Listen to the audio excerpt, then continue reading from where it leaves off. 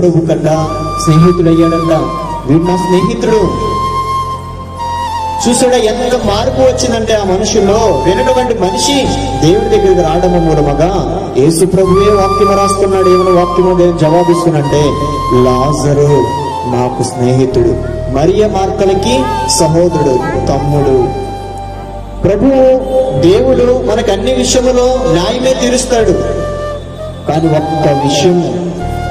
ఒక్క విషయం ఏంటంటే, ఆ యోహాను సువార్త 12వ అధ్యాయం అంతా కూడా మనము చూసుకున్నట్లయితే, నీవు ప్రతి సమస్యను దేవుని పాదాల దగ్గర నువ్వు పెట్టగలిగితే, దేవుని సన్నిధిని యొక్క కన్నీటిని ఆయన పాదాల దగ్గర నీవు కార్చగలిగితే విజయం అనేది అవుతుంది.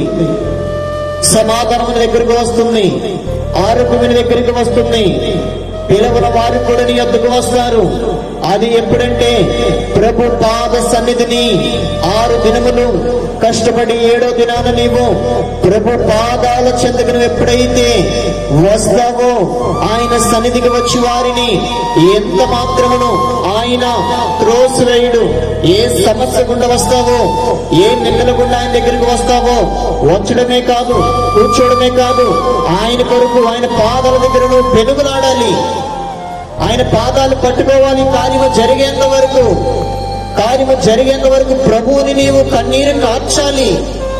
అయితే అనుకోకుండా చాలా మంది దేవుని దగ్గరికి వస్తారే కానీ దేవుని మేలును పొందుకుంటున్నాము అనుకుంటారు, కానీ కన్నీటి ప్రార్థన ఉండదు.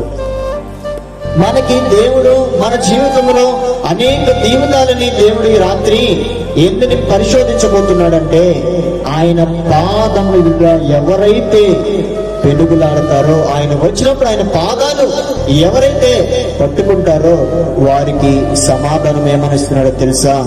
నమ్ముటని వలనైతే నమ్మువానికి సమస్తము సాధ్యమే. ఇప్పుడు మార్త మరియ